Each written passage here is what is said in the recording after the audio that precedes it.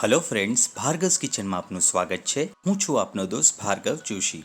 તો મિત્રો, શું તમે પણ ઉપવાસમાં રેગ્યુલર બટાકાની સૂકી ભાજી ખાઈને કંટાળ્યા છો? તો આજની રેસીપી ખાસ તમારા માટે છે।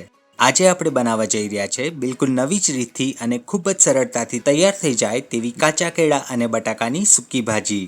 આ સૂકી ભાજી આજે આપણે બિલકુલ નવા જ સ્વાદ સાથે તૈયાર કરીશું, જે સ્વાદમાં તો જબરદસ્ત બનશે અને મારી ગેરંટી કે તમે આના દીવાના થઈ જશો। તો ફરાળ માટે ખૂબ જ જોરદાર રેસીપી છે, તો વિડીયોને એન્ડ સુધી જરૂરથી જોજો અને જો તમને મારી રેસીપી પસંદ આવે તો પ્લીઝ એક લાઈક ચોક્કસથી કરજો।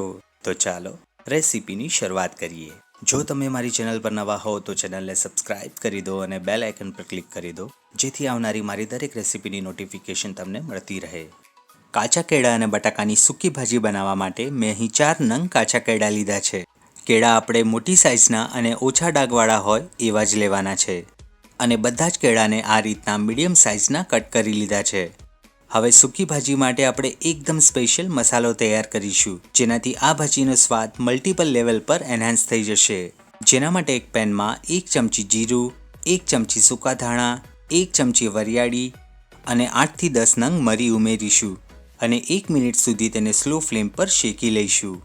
મસાલામાંથી તેનું ઇન્ટરનલ ઓઇલ રિલીઝ થાય અને તેનો હલકો કલર ચેન્જ થાય ત્યાં સુધી આપણે તેને શેકવાના છે। તો લગભગ 1 મિનિટ બાદ બધા જ મસાલા સરસ એવા શેકાઈ ગયા છે અને તેનો કલર પણ ચેન્જ થઈ ગયો છે। હવે ગેસની ફ્લેમ આપણે બંધ કરી દઈશું અને મસાલાને કમ્પ્લીટલી ઠંડા થવા દઈશું। મસાલા ઠંડા થઈ જાય ત્યારબાદ આપણે તેને ખલમાં ટ્રાન્સફર કરી દઈશું અને તેને દરદરો વાટી લઈશું। મસાલાને આપણે બારીક જરા પણ નથી વાટવાના। આ પ્રોસેસ તમે મિક્સરમાં પણ કરી શકો છો, પણ દરદરો પીસાવવા જરૂરી છે।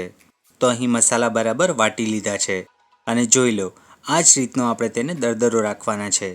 હવે એક બોલમાં 2 ચમચી જેટલું મીડિયમ ખાટું દહીં લઈશું।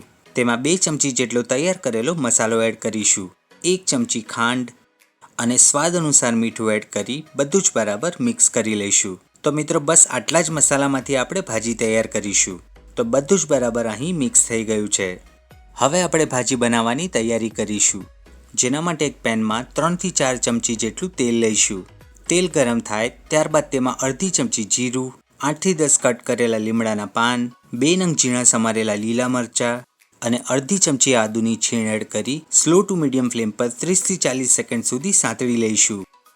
બધું જ બરાબર સંતળાઈ જાય ત્યારબાદ આપણે તેમાં 2 ચમચી શેકેલા શિંગદાણાનો ભૂકો એડ કરીશું અને તેને પણ 30 થી 40 સેકન્ડ સુધી શેકી લઈશું। અહીં શિંગદાણાને આપણે ઓલરેડી શેકીને લીધા છે, તો બહુ શેકવાની જરૂર નહીં પડે, પણ જો કાચા શિંગદાણાનો ભૂકો એડ કરો તો તેને 2 મિનિટ સુધી શેકવું। શિંગદાણાનો ભૂકો બરાબર શેકાઈ જાય ત્યારબાદ આપણે તેમાં તૈયાર કરેલી મસાલાની પેસ્ટ એડ કરીશું અને મીડિયમ ટુ હાઈ ફ્લેમ પર કન્ટિન્યુઅસ મિક્સ કરતા જઈશું અને દહીંમાં રહેલું બધું જ પાણી બળી જાય ત્યાં સુધી આપણે તેને કૂક થવા દઈશું। તો અહીં મસાલા પણ સરસ એવા કૂક થઈ ગયા છે। હવે આપણે તેમાં કટ કરેલા કાચા કેળા અને 2 નંગ મીડિયમ કટ કરેલા બટાકા એડ કરીશું અને બરાબર મિક્સ કરી લઈશું, જેથી મસાલા કેળા અને બટાકા પર સરસ એવા કોટ થઈ જાય। બધું જ બરાબર મિક્સ કર્યા બાદ ઉપરથી આપણે 1 ચમચી જેટલા સફેદ તલ અને તીખાશ માટે 1 ચમચી જેટલા ચીલી ફ્લેક્સ એડ કરીશું।